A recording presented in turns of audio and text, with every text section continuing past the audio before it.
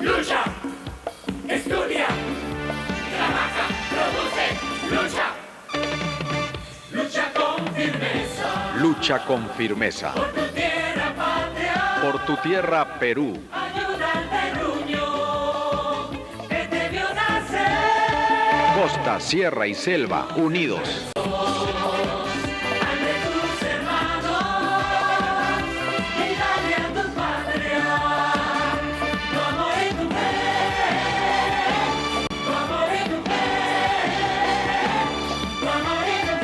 El Perú eres tú.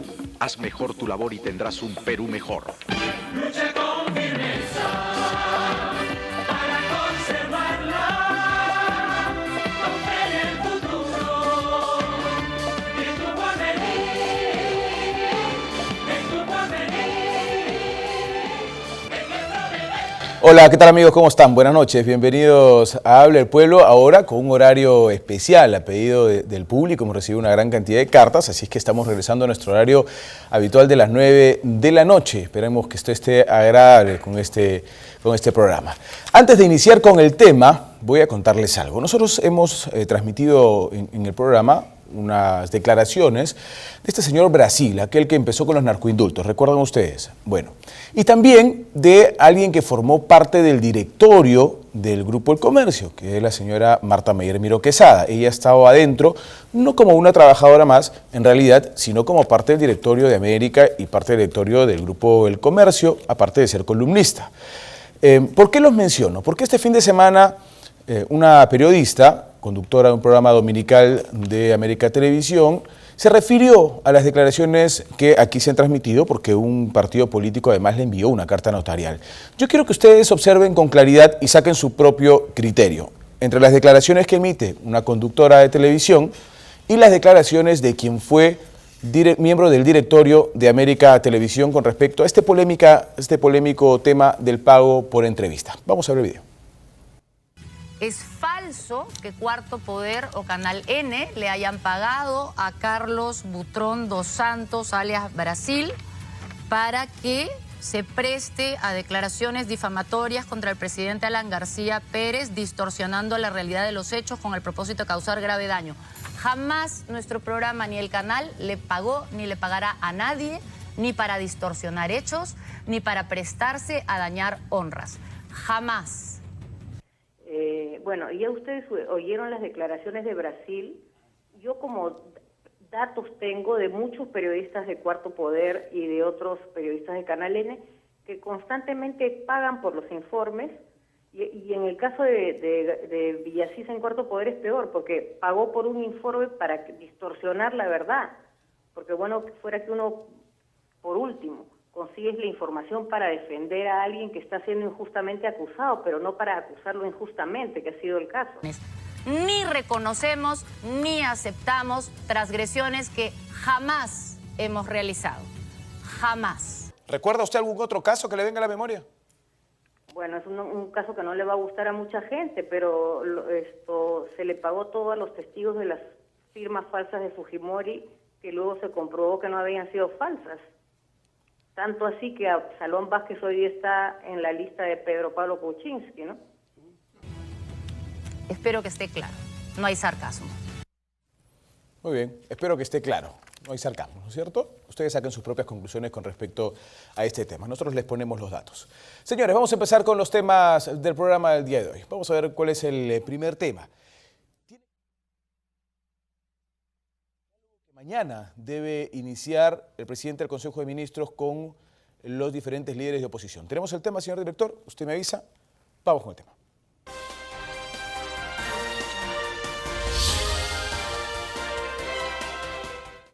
A ver, ¿diálogo o búsqueda de blindaje político? Nuestro panel lo analizará para ver qué es lo que termina en medio de esta coyuntura tan complicada y de denuncias para el gobierno. Empezamos, permítanme, por alguien que está regresando a nuestro panel y que siempre es agradable tener, Raúl Chanamé Orbe, decano del Colegio de Abogados de Lima. Bienvenido, doctor Chanamé. Muy buenas noches, Pepe. ¿Qué piensa usted de este diálogo que mañana se inicia con PPK a la cabeza y el presidente del Consejo de Ministros? En democracia todo diálogo es bienvenido. Lo que ocurre es que ya en lo que va del régimen han habido hasta 2 diálogos previos. Recuérdese los diálogos que hubo con el ex primer ministro Jiménez Mayor, que planteó... Solo este año han habido 2, perdóneme. Claro, Solo este año. usted lo dice muy bien, se han hecho diálogos. En la democracia dialogar es importante para distender las contradicciones, pero también la opinión pública espera respuesta de esos diálogos. O sea, ¿cuál es la agenda de esos diálogos? ¿Es saludarnos? ¿Es saber que se llevan bien? ¿O es encontrar una agenda de temas mínimos que la opinión pública y la población esté esperando? Por ejemplo, un diálogo para ver cómo encaramos el tema de la seguridad, cómo encaramos el tema del niño, cómo encaramos el tema de la economía. El próximo año sería importante, pero que existan conclusiones y que podamos hacerle un seguimiento. Y un tema, y creo que el medular, es que podamos garantizar elecciones transparentes y limpias. Eso creo que forma parte del diálogo. Debería, por lo menos. Como bien dice el doctor Chanamé, empezó esto con Juan Jiménez Mayor el 2012, luego el siguiente presidente del Consejo de Ministros, César Villanueva, luego Ana Jara, ahora el presidente del Consejo de Ministros, Cateriano. Marco Lajara, ¿cómo ves estas reuniones? Yo la saludo siempre, me gusta que el diálogo sea parte del devenir de la política, pero lamentablemente no les creo. Es decir, sí creo que se reúnen para tratar de ver qué te doy para que luego me des, ver en qué posición crediticia te pongo para luego yo cobrar. Y hoy día el gobierno tiene un pasivo altísimo con el tema de la señora Nadine y creo que lamentablemente tendría que reconocer en Cateriano un tipo académicamente muy bien preparado, pero que políticamente yo creo que hoy día está siendo usado. Desacreditado de repente, ¿no? Doctor Marcos Ibaceta, bienvenido al programa. ¿Qué piensa usted? Bueno, está bien dialogar, pues, pero cuando uno dialoga, o dialoga por autoridad propia o por autoridad delegada. El asunto está en que todos los primeros ministros que han dialogado no tenían autoridad. Y lo que ellos decían en Palacio de Gobierno ni lo tomaban en cuenta. Y lo que es peor, si el señor Cateriano pedía luz verde a la señora Nadine para hacer cosas, entonces, ¿a dónde apunta este diálogo? Si nosotros fuéramos partidos políticos, mejor dialogamos entre partidos políticos, pero que tengan representación y tengan autoridad y puedan llegar a acuerdos concretos. Pero ¿cómo nos vamos a sentar a una mesa de diálogo con alguien que sabemos que no vamos a llegar a ninguna conclusión ni a una meta concreta porque el presidente de la República no tiene mensajes, no sabemos a dónde vamos, su mujer está metida hasta el cuello en un montón de cosas, el escándalo ya lo está amagando a él, no hay norte. ¿Y cuál es el norte del señor Cateriano si él es el representante del gobierno, un gobierno que está en caos? Sí, pues es verdad. Y si se tratara de partidos políticos, el señor Cateriano no podría participar porque él no representa a ninguno, ni siquiera el partido de gobierno.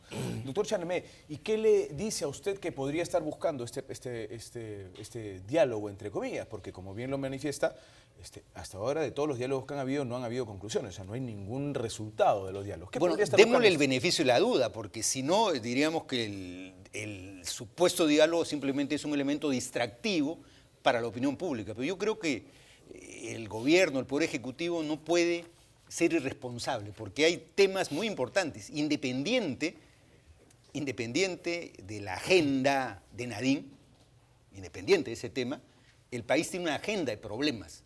Y el Ejecutivo tiene que responder hasta el 28 de julio por esos problemas. Razón por la cual, si este diálogo se encamina a buscar algunas conclusiones, habrá hecho bien Cateriano. Si este diálogo es más del ritual, pues creo que políticamente Cateriano quedará muy mal. Y en segundo lugar, el gobierno creo que tiene que ver el tema electoral también. Yo creo que el Poder Ejecutivo está muy mal electoralmente, pero todos estos elementos distractivos no abonan a favor, sino abonan en contra, si es que no hay alguna conclusión en positivo. ¿Qué piensa Marco Lajara que puede estar persiguiendo estas reuniones? Porque diálogo es lo que vamos a entablar aquí, espero, pero en estas reuniones que sostiene el gobierno. Mira, y el primer ministro te digo, yo lo conozco, he tenido la suerte de intercambiar muchos temas académicos, un tipo muy preparado y muy capaz, y está muy bien rodeado. Y él va a trabajar, y yo creo que así lo va a poner, y el doctor Chanamé lo dice con claridad, la agenda país como prioridad, pero para la televisión, para el tema mediático, para que pueda, va a sonar feo, para que pueda negociar mejor. Hemos visto resultados anteriores de cómo, por ejemplo, en el caso del señor Gagó, congresista de la República, no le pasó nada a pesar de todas las evidencias. Ese caso fue negociado, ¿correcto? Ese caso fue negociado porque... ¿En las reuniones estos, en los diálogos? Correcto, en los diálogos, porque además, luego del diálogo principal, donde los líderes que interactúan, van delegándose, el operador de tal partido con el operador de tal partido en el Congreso van a cerrar este tema, van a cerrar este otro, y así van repartiéndose este tipo de roles y este tipo de intereses. Yo ahí sí me da muchísima pena tener que especular en contra de Cateriano, pero honestamente no creo que esa prioridad de agenda país sea realmente una prioridad. Yo creo que lo que se ve como prioridad es el caso de Nadine Heredia, ¿no? Sí, pues eso es lo terrible, doctor Ibaceta, ¿no? Porque por el ejemplo que nos pone Marco Lajara, esto de ir a los diálogos para negociar debajo de la mesa, es algo turbio, oscuro para el gobierno, ¿no? Pero ya se le concedió el beneficio de la duda a Cateriano cuando le delegaron facultades y le dieron el voto de confianza. Voto de confianza, le delegaron facultades. ¿Y qué hemos tenido? Nada. Entonces, si va a ir a un diálogo el presidente del Consejo de Ministros, primero que el presidente de la República nos muestre. El diálogo es tema específico, con objetivo específico. Tema específico, objetivo específico. Y entonces nosotros vamos a saber que no nos están tomando el pelo. Porque de lo contrario, lo que van a dialogar es cómo matas tus pulgas, te ayudo a que mates tus pulgas, mata la mía, no te metas en esto, ahora que están de moda los habeas corpus, el Tribunal Constitucional deja que salgan las cosas, total a los dos nos interesa porque los dos tenemos habeas corpus a favor, esas cosas, no pues. Aquí nos pone la agenda país, pero nos muestra, este es el diálogo y esto es lo que queremos alcanzar en el diálogo y tal vez le demos el beneficio de la duda. Antes de saber eso, en realidad vamos a seguir más de lo mismo. Se supone que hay dos temas, ¿no? Uno es el tema de seguridad ciudadana y el otro es el tema del fenómeno El Niño y las consecuencias. Temas que ya se debían haber tratado pues, hace mucho tiempo antes, ¿no? No a estas alturas Pepe, del partido. pero hay un detalle. El diálogo lo propone Iberico, el presidente del Congreso. Sí, yo creo buen que ese apunte. es el elemento nuevo. Por eso yo creo que el protagonista no debería ser Cateriano, sino debería ser el Congreso, que puede ganar su legitimidad política y social encabezando este diálogo para llegar a temas concretos, porque si no va a ser más de lo mismo, y eso es lo que realmente hace que la población repudie a la clase política en el Perú. Pero si bien es cierto el apunte que hace el doctor Chanamé, la idea fue de Luis Iberico, el presidente del Congreso de la República, él no está encabezando las reuniones. Van a participar, porque tengo entendido que después de reunirse mañana con Pedro Pablo Kuczynski, la siguiente va a ser la Comisión de Seguridad del Congreso de la República. Pero ahí hay algo que no se entiende. ¿Cómo el presidente del Congreso va a pedir diálogo del jefe del Ejecutivo, del presidente del Consejo de Ministros, con los partidos políticos, cuando el presidente del Congreso es un presidente del poder del Estado donde tiene a las agrupaciones políticas y por lo tanto tiene a la Junta de Portavoces y si quiere tratar un tema, lo debe tratar como política de Estado y que el Ejecutivo empiece a actuar dentro de ese parámetro. O en todo caso, Entonces, ¿debió participar de las reuniones, cree usted, Luis Iberico? No, tampoco, no le corresponde. No puede, no le corresponde. ¿Qué clase de diálogo es esto cuando de lado se está dejando la institucionalidad, se está declarando incompetente e incapaz? ¿El Congreso para qué sirve? ¿Tiene su presidente para que invite a los diálogos de partidos con el representante del gobierno? ¿O es el Poder Legislativo el que nos crea el marco jurídico? ¿Serías tan estricto, Marco, en ese sentido? No, yo ahí soy un poco más, le permito mucho más a esta Cámara de Representantes, que además es política estrictamente y que recoge el clamor de no te olvides que tenemos 45 días para Tía María y con Sauder publicando de todo para que pueda congraciarse con esa población. Tienes el lote 192, tienes varios temas que están embalsados, si cabe el término, y por lo tanto yo creo que Iberico quiere darle prioridad, no porque lo otro lo considere menos importante, sino porque es una convulsión social que finalmente va a terminar reventándoles en la cara a los congresistas, y estos tienen que haberle dicho, oye, participa de este tema, porque si no, esto se nos va a salir de control. Claro, ahora viene la interpretación que escuchamos, pero la participación del Congreso sí la considero importante, como te digo, para que haya una válvula de escape y para que la población pueda ver que sus representantes, al margen del Poder Ejecutivo, sus representantes directamente están atendiendo temas nacionales de prioridad, ¿no? Claro, yo no quiero dudar de la buena intención de Luis Iberico en la cabeza del Congreso, pero ¿usted cree que debió participar de estas reuniones? Sí, yo creo que debería ser un protagonista activo. Muy bien dice Marcos Ibaceta que efectivamente, ¿qué cosa es el Congreso? Es la representación plural de todas las fuerzas. Deberían ponerse de acuerdo para plantear una agenda ágil ante lo que los jóvenes llaman los temas virales. ¿Cuáles son los temas virales? Sin duda es el tema de la agenda, es un tema viral. Las agendas de Nadine. Todo el mundo discute el tema. Y el tema de la seguridad, el chapa tu choro, sigue siendo tendencia. O sea, no es que eso ya ha sido superado, eso siguen siendo las tendencias. Pero si bien es cierto, esos serían los temas importantes para la opinión pública, temas inmediatos, pero tenemos temas graves que hay que resolver. El tema del cambio climático, el fenómeno del Niño, creo que es importante, y el gobierno tendría que plantear una agenda, porque una cosa es dialogar, recoger ideas, y otra cosa es proponer y decir, quisiéramos que se adhieran a esta propuesta. Y entonces creo que allí iríamos más allá de los partidos políticos. Otro dato, dialogan con partidos políticos que están en crisis, que son poco representativos. No van a pasar la valla. Algunos que no van a pasar la valla, pasar la ¿no? valla, sí. Entonces, hay que ir a la sociedad. O sea, se supone que los partidos representan a la sociedad, pero eso está en cuestión en nuestro medio. Hay un punto que no has tocado. A ver, permíteme ¿cómo no? completar. El peor amago que tenemos de gobernabilidad, tal vez no sea el tema Nadine, total, que los que investigan el sistema de justicia que hagan su trabajo, pues. Si no saben hacer su trabajo, ya no somos Estado. Y Estado de Derecho menos. El amago más grave es la acción antiminera, porque nos están bloqueando no solamente Tía María, y están yendo a las Bambas, están yendo a los grandes proyectos del sur, centro y norte. Y el poder real está en los frentes regionales. Y bueno, ¿y por qué no dialogan allí? Porque las famosas mesas de diálogo nunca han funcionado como mesas de diálogo. Los gobiernos han ido a rendirse. Pero ¿por qué tienen que ir a rendirse los primeros ministros en la mesa de diálogo de Toledo, el APRA y todos los demás? Ante este poder real, quiere decir que el Congreso tiene un poder nominal, pero ¿cómo los convencemos? Ahí el Congreso debería dictar normas, un marco jurídico, donde se establezca el cómo, el modo, el tiempo y las sanciones para quienes no respeten el medio ambiente en la explotación minera. Las reglas tienen que ser claras, obligar al Ejecutivo a sancionar, a tomar medidas para que la gente confíe. Nuestro problema es la falta de confianza. Pero esa normatividad no es que ya existe, doctor, no es que ya el Congreso ya está hasta acá de normas, ya hay más leyes y más normas y más normas. El tema es la confiabilidad, como bien lo dice, y el sí, pero hay que hacer algunos ajustes, pero si no lo cumplen, el Congreso es un ente fiscalizador, pero el Congreso se queda callado. Claro, existen las normas, pero ante un Estado débil, la debilidad del Estado, ¿no? Que se manifiesta pues en que las normas existen, se necesita un Estado regulador que defiende el interés público. O sea, no es que hay que estar contra el mercado, hay que estar contra los funcionarios que son inescrupulosos en el manejo del medio ambiente, ¿no? Entonces, pero lo que ocurre es que hay un discurso antiminero que se ha hecho muy sólido.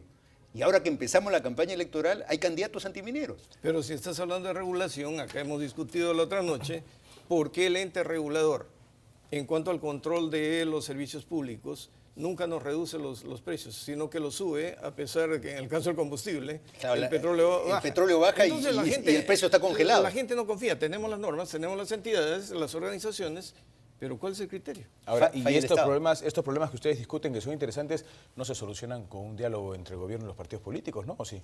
Es que los partidos políticos hoy día no representan a nadie. O sea, ese es el gran tema. Si nosotros buscamos hoy en la política peruana un líder, no tienes ni líder de oposición ni tienes líder del oficialismo. Entonces aparecen los criterios bien diseñados de parte de los doctores, en donde uno sí cree que debería participar el Congreso de la República y otros no. Claro, el Congreso no ha dado ninguna solución, hasta el día de hoy no ha dado una solución política en temas estructurales o temas coyunturales. El que tendría que hacerlo es el presidente de la República. Ok, no tiene esa capacidad. Entonces viene Cateriano, antes tratar de callar a la primera vicepresidenta, que en realidad era la segunda vicepresidenta porque reemplazó al primero. Entonces te das cuenta que el liderazgo no está ejerciéndose, nadie lo reconoce y esto puede terminar en una pelea de gatos, ¿no? A ver, yo como quien escucha el análisis de ustedes, a no ser que lo esté escuchando mal, me queda clarísimo de que el diálogo de mañana y a futuro no nos va a servir de nada. O sea, si la coyuntura va por otro lado y el análisis ni siquiera va a ser el que se discuta, pues se va a discutir el fenómeno del niño, ¿no es cierto? Y yo no sé qué pueden aportar los otros partidos sobre el fenómeno del niño cuando las decisiones las toma el gobierno. Estos diálogos y a puertas de las elecciones, doctor Charamé, la verdad que no nos van a servir de nada, como país me refiero, ¿no? Claro, la prognosis que tú haces es que si va a ser un diálogo ritual donde se van a dar ideas generales, entonces no vamos a llegar a ninguna solución de carácter nacional. O sea, pero ese es el quinto diálogo, ¿ah? ¿Para Es qué hay la quinta sesión. diálogos? Para generar consensos sobre bases mínimas. Pero parece que el propio gobierno no tiene un consenso de lo que debe hacer, porque ya hemos visto que hay al interior del gobierno 2, 3 posiciones aparecen cada vez que hay un problema grave. Y entonces el gobierno debería tener un consenso, una unidad mínima que le permita establecer este consenso con las demás fuerzas políticas, porque si esto no va para más, entonces estamos haciendo simplemente politiquería. Pero claro, fíjate, búscame un consenso en el Congreso entre los grupos políticos. Cero. En el tema minero. Cero. No hay nada de consensos entre los grupos políticos. Y la guerra política, que Sendero está desarrollando calladamente, infiltrándose, va teniendo sus efectos tanto así que el Movadef ya se une con el etnocacerismo y están cerca de los 400.000 firmas para inscribir su frente. Y en los frentes regionales tienen su coordinadora, que su vocero es don Isaac Humala. Entonces, ellos están predicando la democracia directa con el desprestigio de la democracia representativa. Hablemos ahora de eso. El presidente del Congreso dice, dialoguen ustedes, pero él en el Congreso es el artífice, la base de la democracia representativa. Y si sigue deteriorándose esa imagen de la democracia representativa, la prédica que viene de abajo de una democracia directa, escúchalo, Fonavisa, ¿no?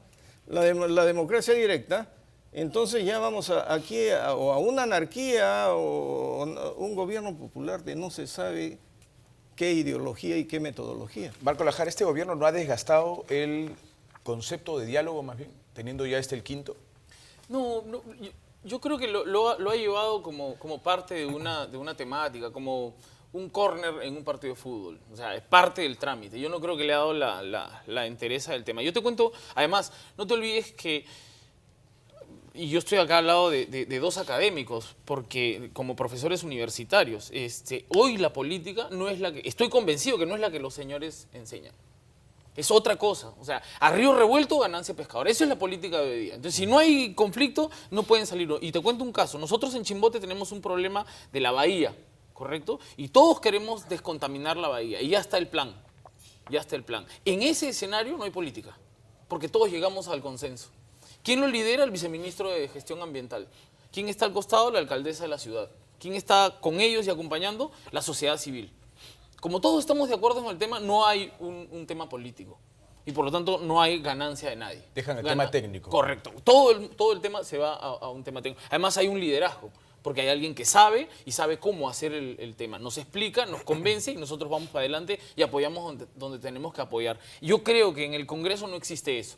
Es más, yo creo que hay este río revuelto para que aquellos que no tienen capacidades de solucionar tengan alguna bandera por ahí que puedan levantar, ¿no? Le hago la misma pregunta a usted, doctor Charamé. ¿No cree que este gobierno, teniendo el quinto diálogo, y por lo menos a la vista no han habido conclusiones de los otros 4, ha desgastado el concepto del diálogo político entre Sí, yo creo que en el Perú nos falta, como ha existido en otras experiencias políticas en Argentina o en España, grandes pactos de las fuerzas políticas, grandes pactos, el pacto de Punto Fijo, el pacto de la Moncloa en España, marcó una época porque las izquierdas y la derecha se pusieron de acuerdo en los mínimos para reformar la sociedad española en un caso, la sociedad argentina en otro caso.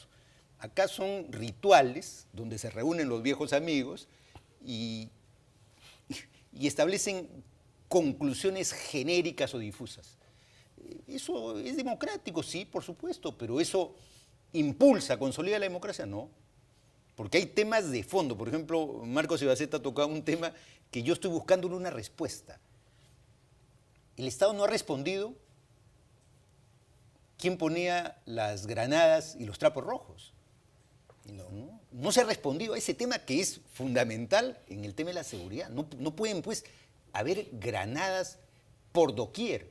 Todos los días hay avisos, denuncias de granadas. Entonces, el gobierno tiene que responder a la brevedad porque está demostrado que la policía y el Estado, cuando se lo propone, tiene capacidad.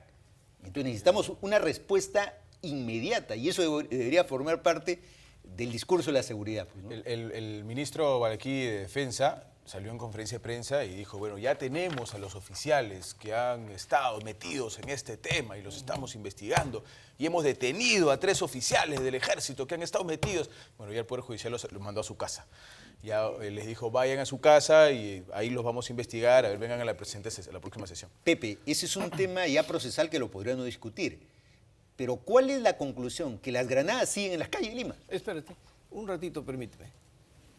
No sé si aquí o en la radio, yo venía contando mis experiencias de la sala de terrorismo. Nosotros hemos juzgado gente de la policía, gente de la infantería marina, gente del ejército, gente de la Fuerza Aérea, que tenía a su cargo los almacenes donde estaban las armas de descarte. Y esas armas las negociaban con el MRTA. O sea, que las armas siempre salían o del mercado negro, salían de nuestras Fuerzas Armadas, pues. Pero yo quería hacer referencia al diálogo, claro, que puede ser una acción democrática, pero mañosa, porque no hemos aprendido a dialogar. En una negociación, nos han enseñado, hay que negociar por valores, por principios, donde, aunque seamos antis, siempre hay que buscar un punto de consenso donde nos permita a los dos ganar. Acá no. Acá es una tomadura de pelo el diálogo porque cada uno pretende sacar para sí dañando al otro. Eso se llama negociación de posiciones y no negociación de valores, pues no negociación de principios. No hemos aprendido nada. Bueno, ahí los dos buscan qué ganar, lo que buscan es que no gane el país, lo que buscan es ganar entre los dos. Así es, entonces... que se juntan. La última palabra, Marco. Pero es que yo sí ahí, si bien coincido, pero yo creo que es un tema de incapacidades. Yo no creo que sea... Yo no sé... Yo no creo que ellos sepan qué están haciendo, qué están buscando. Yo he visto los dos últimos... Claro, pero si hemos visto lo que hemos elegido, como que ya expectativas sobre el tema no tengo. Yo he visto el informe absoluto, completo, de Martín Belaunde en el Congreso de la República y el de César Álvarez al día siguiente. Las intervenciones de los congresistas, una era peor que la otra.